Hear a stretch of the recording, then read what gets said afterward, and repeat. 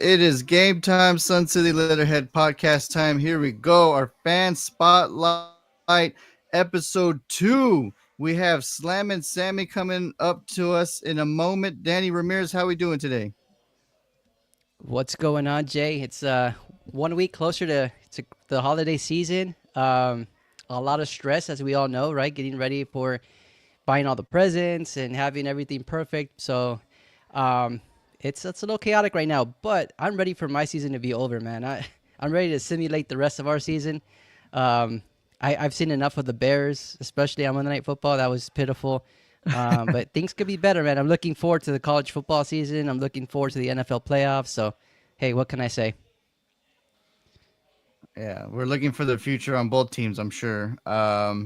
Yeah, so I'm super stoked. This is our second person that we're going to be able to interview.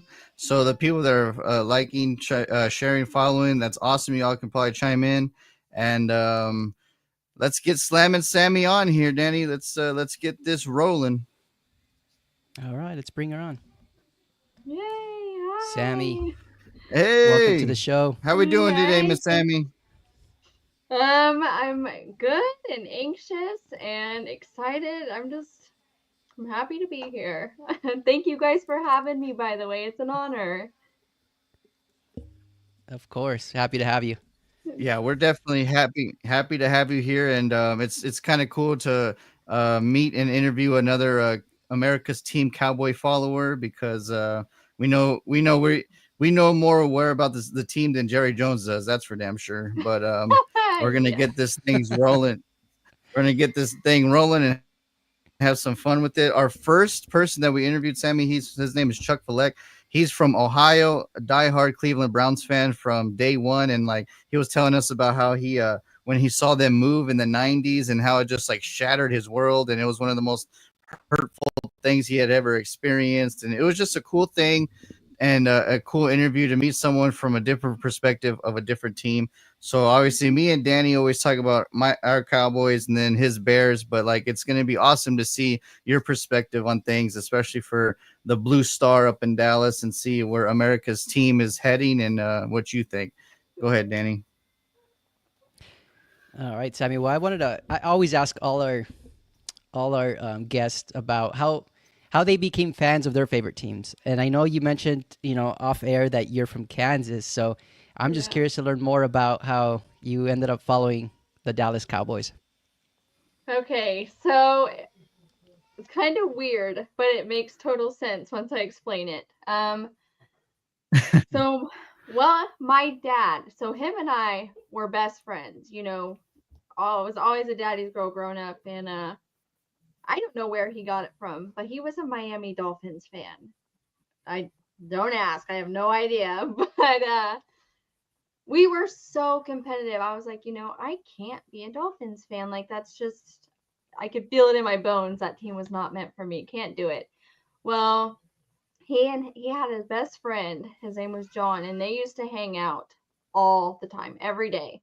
And one day we were out, and I wish I could remember the game. It was a long time ago, before I really started paying attention to football. But John was like, "Yeah, touchdown, go Cowboys," or something along those lines. Probably a little bit more curse words in there. But my dad was like, screw you, da da da. And I was like, you know what? I was like, I think I'm gonna be a Cowboys fan. And then like right there, I was just like, go Cowboys. And my dad gave me that look, like, what did she just say? Because I had never talked about football before. I didn't even know it was going on at the time. I was young. And so I had claimed the Cowboys for so long, but didn't know anything about the sport besides, yay, touchdown. Like I dressed up as Tanya Romo for Halloween one year. And then finally, I got Oh my life wow. together and became a real fan. Yeah, it was kind of cringy thinking about it now, but here we are. that's I mean that's hilarious, and yeah, that has been intense for sure. Like I'm the person that he's with, not the person I'm a costume and a cowboy. Man, that's hilarious. So was Yeah. it do you we don't know your age obviously. So was it in the 90s or early thousands, mid So it thousands? It was early thousands. I actually just turned 29 11 days ago, so I was alive for the Yeah, fun I parts, rem- but not alive enough to know anything. But I can say I didn't really start like paying attention and learning the sport till so 8th grade I was a cheerleader. I learned a little bit more then, but then come 2018, 2019 is when I really like started zoning in and paying attention to what was going on. Hi, Orange. Sorry. Code Orange, what's going on? Thanks for chiming in, sir. But yeah, that's awesome, Sammy. Um, my question is, it's some, of course, there's 50-50 if you talk to people in the sports world, especially if you're a Cowboys fan. Where do you stand with number 4 at this point? Oh gosh. Well, okay, so I'm gonna be honest. I was all for him, rookie year on, but then once he started to just have, I want to call it bad luck. I was like, what are we doing? But last season, season before that, phenomenal. Last season was his best season, my favorite. That's when I was like, wow, maybe, I need to chill out and give Dak some credit where it's due. We finally have a good team built around him, and then of course the Green Bay game kind of broke my heart. But and Uh, this year, yeah, but this year we were a little shaky at the beginning, but he didn't get the chance from getting injured. Like, I feel like if he would have still been out here, we'd be doing better with him than we are with Cooper Rush. No slander to Cooper Rush because he's definitely brought us back into an upward slope, but Dak is where it's at.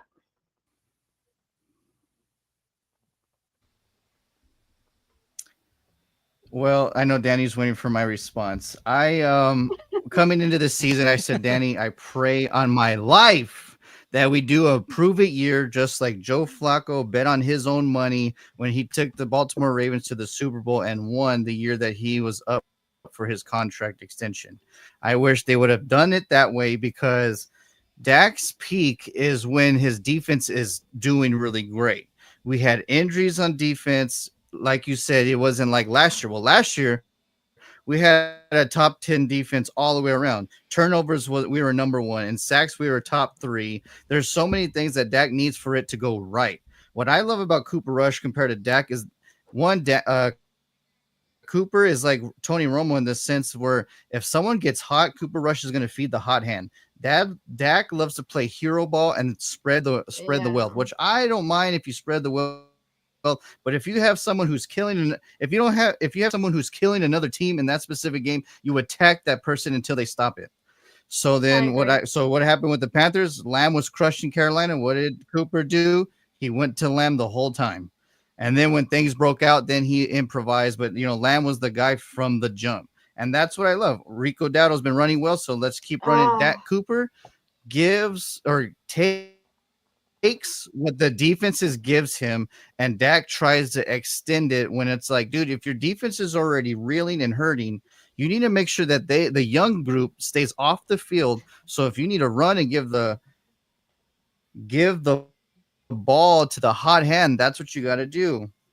Great guest, yes sir. We know, gentlemen. But yeah, shout out to my teammates. I'm not in favor of Dak at this point. Yeah, to your team, your crew.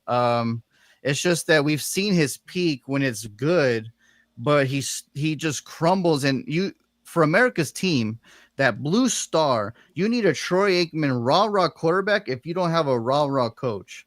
And Dak is super nice and just sits there like you need a guy that's gonna punch someone in the jaw and says, "Get your shit together because we need to do something." And that's just not in Dak's DNA. I've always said that I he'd be agree. better in like a Tennessee Titans, Indianapolis Colts, Uh, just because it's less stress of and burden to have America's team on his helmet, if that makes sense. yeah, I agree, but I also feel like too, I don't know. I mean, I feel like our O line is a lot different this year than it was last year too. So I guess maybe I should have watched what I said. But I feel like I don't know. I feel like Dak can build around the team. Like, and I feel bad for Cooper Rush just getting thrown in there like that. But I don't know. I don't know. I uh Well, I yeah, still we'll think go he to would the have done future really good. in a moment. Danny, yeah, especially right now when the things are kind of looking better. But Danny, your next question. All right, Sammy. So a quick shout out to the Star We Are. That I know that's your team. Just want to give Yeah. them some love and thanks for tuning in, guys. Just real quick, I wanted to ask you about you Right. mentioned how you started following the Cowboys in probably the early 2000s. So if I remember correctly, that time wasn't the best time to be a Dallas Cowboys fans, right? You had Quincy Carter, you had Marion Barber. I mean, there was a lot of ups and downs before Tony Romo actually started, I Uh, think in '07. Um, but what is so far from you following the Cowboys? What has been the most memorable game or moment as a Cowboys fan? Oh gosh. So just remember before this, before the show started, I told you my memory is horrible. I wouldn't necessarily say there's a game that points out as much as a player. I I didn't really start paying attention, I guess, until it was too late. Mostly the Dak, well, late Tony Romo, early Dak era. But I would have to say the peak player that really caught my heart is probably the same one that caught everybody else's. And that was Des Bryant. Like he was saying, JD was saying about somebody needing to punch people. Like that guy got the fire lit in me, and I didn't even know why I was feeling so hyped. Like getting in people's faces, putting that passion out there, just and dominating. Like he absolutely yes. killed it in every sense that he could, and I will forever, yeah, whoop, wrong way. I will forever cherish him for that.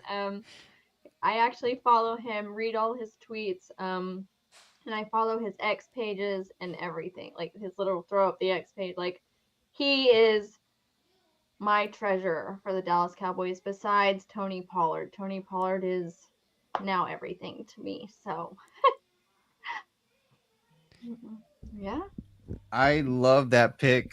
I love that pick because, like you said, raw emotion. He loves it. He gets it. He was like Micah Parsons before Micah was there, right? He was the guy that's like, yeah, dude, we need to get it together. Let's go now.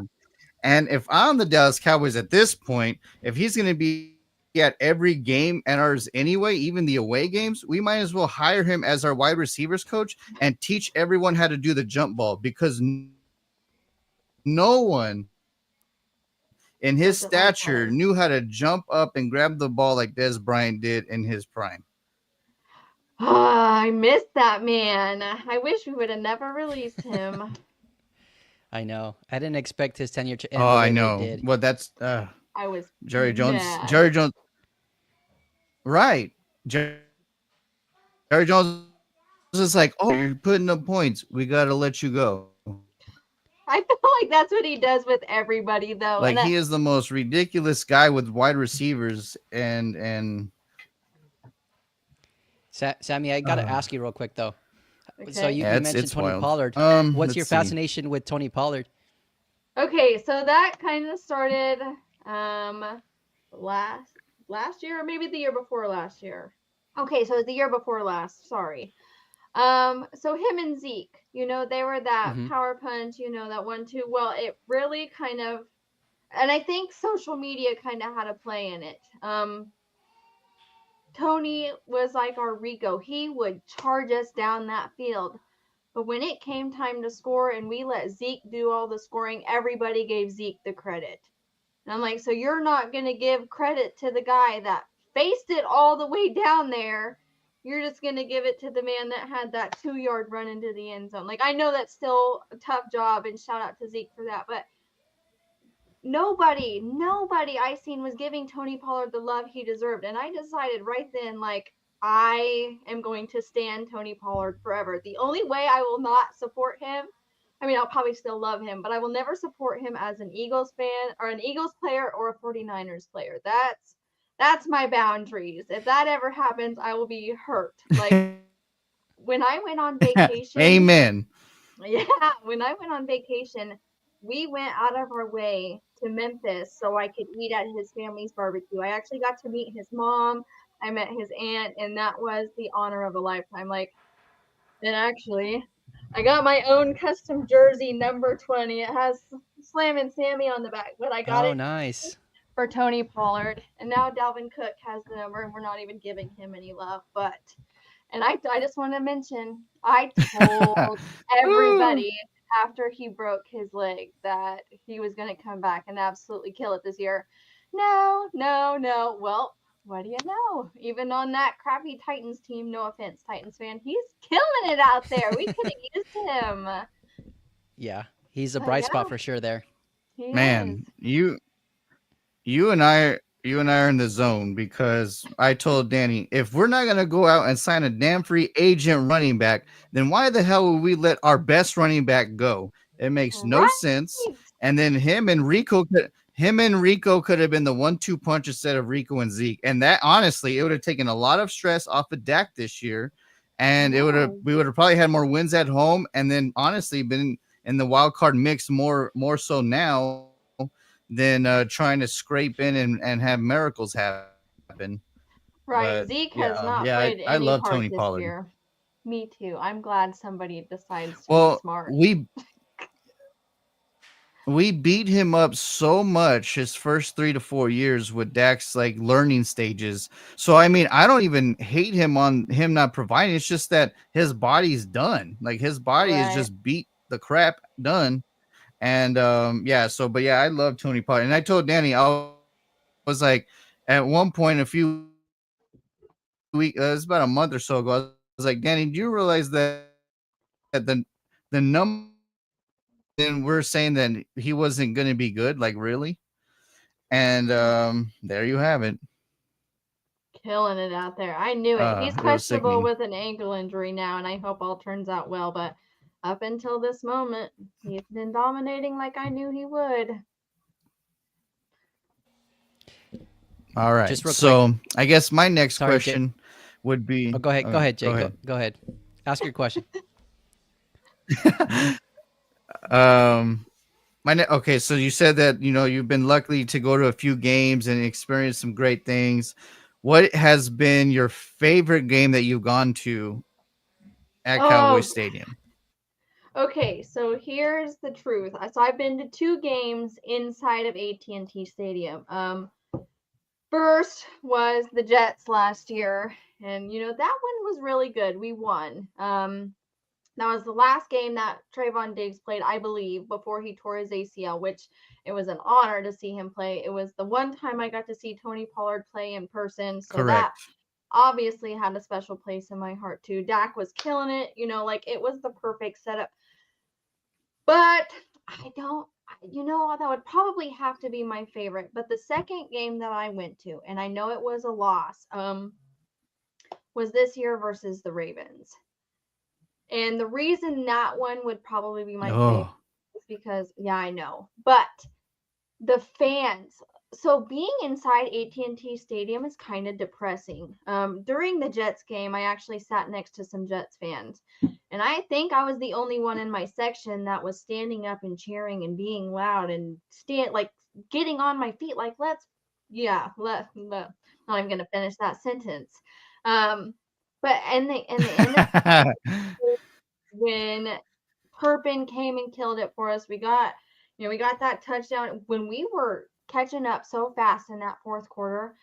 It was so lively in there. People were waving their Cowboys towels. They were yelling. They were screaming. Like that was like so electric. five, yes. And it sucked that we didn't have 2 more minutes to come back and win because we could have done it. But that was probably my favorite Yeah. experience. Well, and going back to what you're saying too, it's different when there's a blowout compared to, oh my God, we have a chance and we have the momentum, right? That Jets Right. game, I wanted to beat the crap out of Aaron Rodgers so badly, but then of course he was like, "Oh my Achilles, ow!" And then so he was like, "No, you don't have to." So the but yeah, this coming Ravens game this year, like yeah, the animosity of like, oh my god, they're coming back, like the awakening of the ocean of the stadium, as they say, just everything going crazy, and yeah, that would be really exciting to see. Yeah, I think I lost my voice for 3 days after that game. Like, I was screaming. Hey, it's always good to lose your voice at a game Speaking because of that that, I means you have lost. something to Right. cheer for. Go ahead, Jay. Eh. Yeah, I lost my voice at halftime against the Green Bay playoff game last year. I was already done with them. I was done. I don't even. We talk about that game quite a bit still on the podcast. It may be last year's news, but that heartbreak is still fresh. It was rough. Right. All right, Jay, you want me to ask my next question or Annie, your next you got question. another Go one? ahead. Okay. All right. Man, you're Yeah, like yeah. Go. delayed a little You bit. got. You go ahead. All right. Sammy, I don't so know, we man. talked about it, right? We're both having some rough times this year for both of our teams, but are you a fan of Mike McCarthy? Do you see value in keeping him, or would you want to go out and probably grab a new coach? And if so, who? Who would you want to coach the Cowboys next season? That's kind of hard. So my main focus is only Cowboys. I watch the other players' games and stuff, but I don't really pay as close of attention as I probably should. I do like to watch every game. When it comes to Mike McCarthy, I don't know. I think that he has had enough time that if he was going to take us, to the championships, he could have done it by now. We had multiple seasons of 12-5 or yeah, and what happened? Every time something happened, people blame it on Dak, they can blame it on this, they can blame it on that, but I feel like essentially it all comes back on him. I feel like a lot of people hold on to the fact that yes, he did win one Super Bowl, but curse me if I hope nobody gets offended. What if that was luck? Like, what if that just so happened to be the one year that everything worked out in his favor?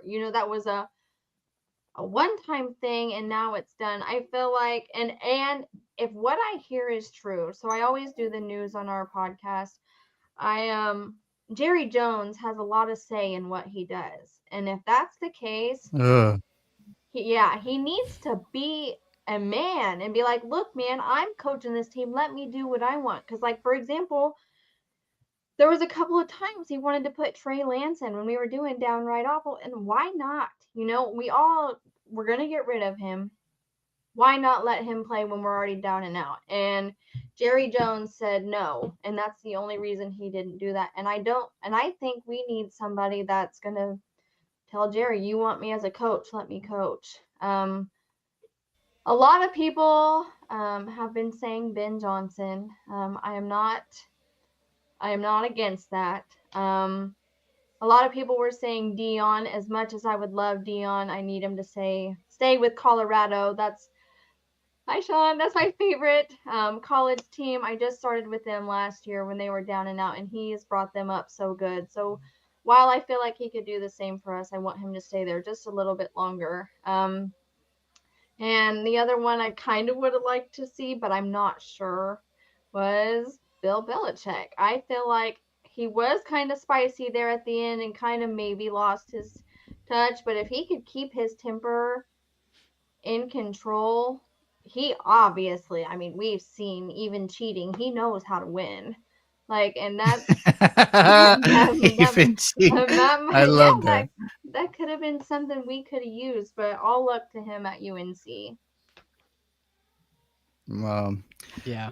I Well, let me point out that I am ready for a change just because thank God Mike McCarthy's not married to a daughter or a granddaughter because that's why Jerry kept Jason Garrett so long. Um, but Oh God. I want if like we're talking about Dak, right? If Dak's peak is not where he's not going to be aggressive and be rah, then the next person that has to be rah is your HC, your head coach. Mhm. So I want someone that, like you said, I want someone that's going to punch Jerry in the square in the jaw and to just say, fuck off. I'm going to do what I want, and then that's that. Like Mike Vrabel would be great, and if Ben Oh yeah, Johnson can yeah. electrify the offense, and like I would love Mike Vrabel honestly now that he's been like mentioned. I'm like, dude, he'll bring discipline, he'll bring physicality on both sides of the ball. What did he do? He did Powerball in Tennessee, and even when his GM and ownership was trading away all his best players, he was still making games hard to win for the opposing team. Hmm. So I would love to see someone like that because we need someone that's going to bring more discipline for less penalties and to get the players back in the shape the right way if they're not going to be doing it themselves. So yeah, I want someone like that. I forgot about him. He was somebody I was rooting for a while ago, but I don't know why I changed my mind. I don't know. It You know, happens.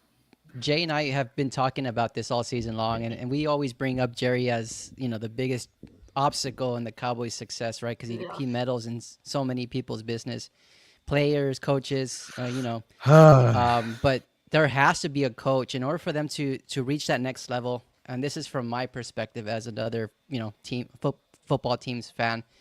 But that if somebody can match Jerry Jones and challenge him, I think it'll be beneficial for the rest of the team. I think it'll allow that head coach to, have the confidence to really be the one calling the shots there. Right. And we haven't seen that. I mean, we've seen it. I think even with Wade. I'm trying to blank on his name. The Phillips. one Oh, Wade Phillips. Thank you. Wade Phillips with Jason Garrett with now Mike McCarthy. They're all the same, right? They're the ones that are yes men in my opinion. yeah, I hate And that. yeah, they need somebody that will be willing to go toe to toe with Jerry. And I think that's what's missing from them because they have the team, the players are there, Oh the God, window's I hope they open. stay. They just Yeah. have to take that next step. Two coaches that would be the ones that did that, they both got fired. And one of them actually won a Super Bowls, go figure, and he still fired him. Right. Jerry's like, Surprise, they're doing. surprise. Woo! Mm. Yeah. Sammy, since you're our guest right now, I am definitely being PG-13 to compare to the Jerry Jones talk that I usually do with Danny. So Yeah, that's true. he can definitely tell you that I will get irate when mentioning that name. But let's Nah. see. So let's see. We're going to the future. We talked about the coaching staff. Who would you like to see, or position wise? Because obviously you're still learning to like dive into the whole universe. What position do you want Dallas to draft round one in the next draft? Ooh, that's hard. I feel like I don't. So I'm more new to the draft than I am to football. And I've heard Okay. that it is a curse to draft a running back in the first round. I know it's something we need, um, but where we're at, I I kind of think that CD Lamb needs some help. We need God. There's a couple. Who is it? Well, we have. Oh, you kind of got me. So, well, I think I was so big on Tyler Guyton. I think our O line still needs a little help. The loss of the good, we lost so many of our linemen to, well, the Jets and the Commanders. Dan Quinn took everybody. And I think Tyler Guyton needs to sit for a year or get coached better. I don't know. I feel like line wise, anybody offensive line besides center, I feel like our guards are good. I feel like tackles are we have one where the other's not. But I kind of like where we are now. So I don't know, but I definitely think CD needs some help. I think Rico needs some help. I don't know. I think that's pretty much it. I'm content with Cooper. I'm content, well, mostly with our corners. It kind of depends what happens with Trayvon. I think Kalen Carson, as I said, he is as I've said it on our podcast so many times. Kalen Carson to me is the definition of almost. There were so many times that could have been but he just couldn't reach right there at the very end. So he almost had it, so many times. So if he can get past that, I think we're set there. Um, our defense is growing under Mike Zimmer, so I love all of them. I just think we need help more sporadic on offense.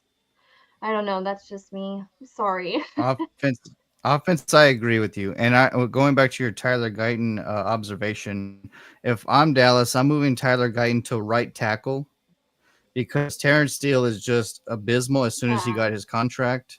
And it'll help Tyler Guyton to develop and get better. And then it won't be as stressful for him to be on the blind side for the quarterback, which is usually right handed. So obviously it'd be the blind side quarterback. But yeah, I think Tyler Guyton should go to right tackle, and then you just move a little pieces because Zach Martin, man, he's looking at retiring, which is Oh, that depressing hurts my because heart one of the so bad. best. Yes, I know because it's one of the best offensive linemen, not in Dallas history, but in the NFL history. Right. And yet we couldn't bring him a Super Bowl for everything he's done, which is very tragic. But going back to Jerry Jones, and we talked about like he tries to pretend that he does everything and he knows everything, so he fiddles with too much at stake. Man, I want the Uh, Jones family out of there altogether. I don't want oh, Steven or whoever to take over after. He's just as doomed as Jerry is. yes, I agree, 100%. They're Whew. all puppets. Danny, you got Yes. one last question? Yeah, my last question is in regards to, as you can see behind me, right? I'm a big collector of Chicago Bear memorabilia. I think you are as well. We talked about it off air. Yeah.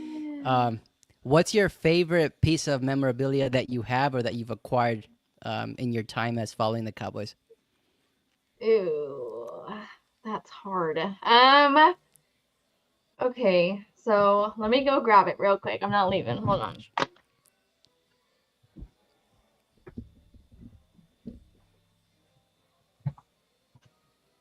She is tiny.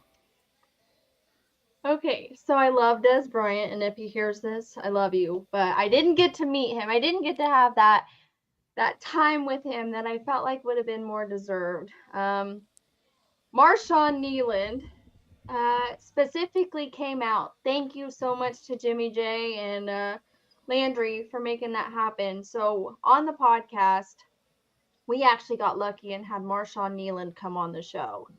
And we had this little game where we had to guess Oh from a wow. list of we had to guess from a list of shows, songs, and food. Maybe I can't remember the third, but anyway, I won.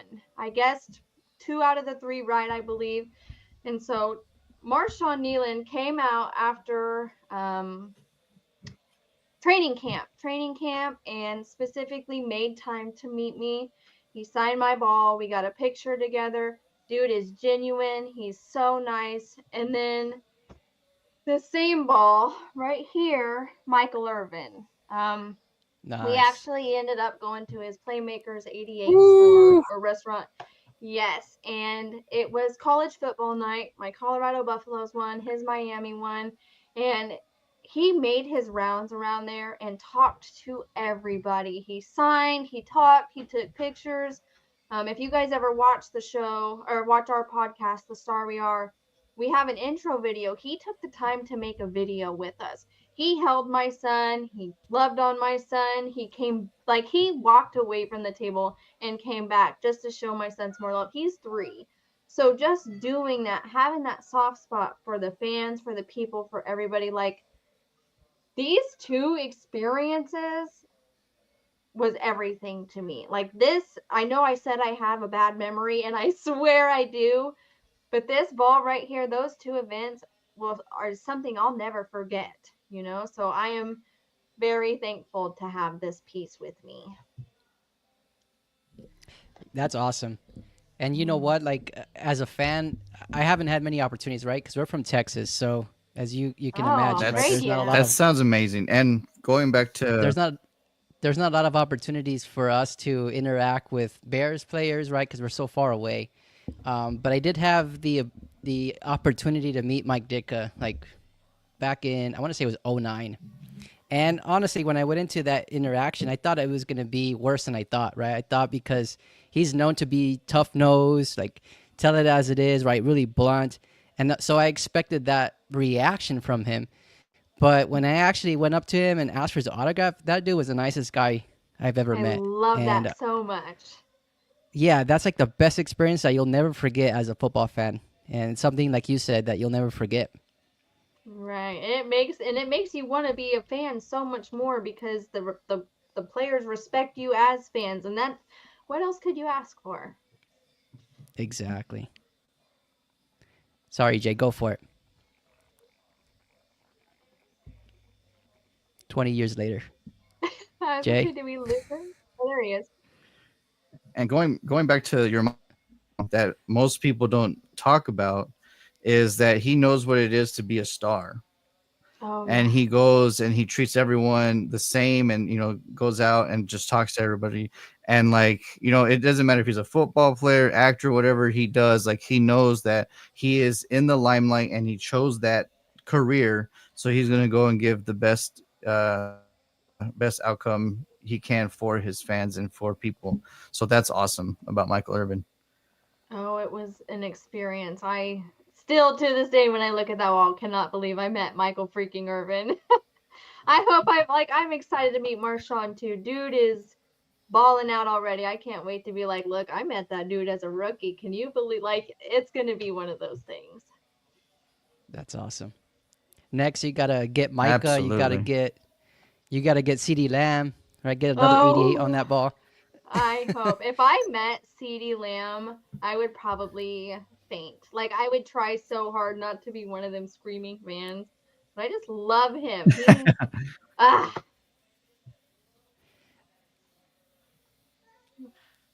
Yeah, he's amazing for sure. Best player on offense, that's for damn sure. without a doubt.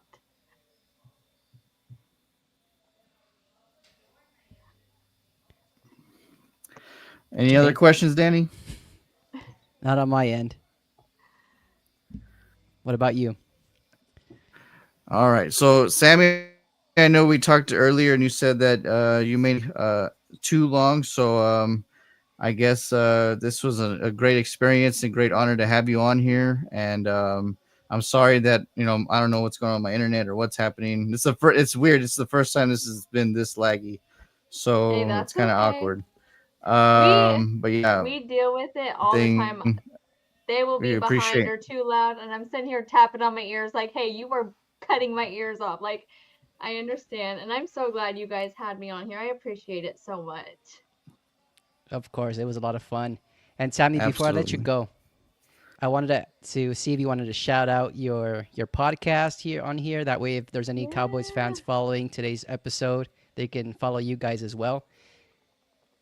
Yeah, absolutely. So first of all, they called me before and said they were watching to kind of be my strength in a way. They know I have bad camera anxiety, and they're like, "Look, we're right there with you." So, shout out to them for watching. They are my guys. They have taught me so much. I would not be nearly as knowledgeable as I am without them.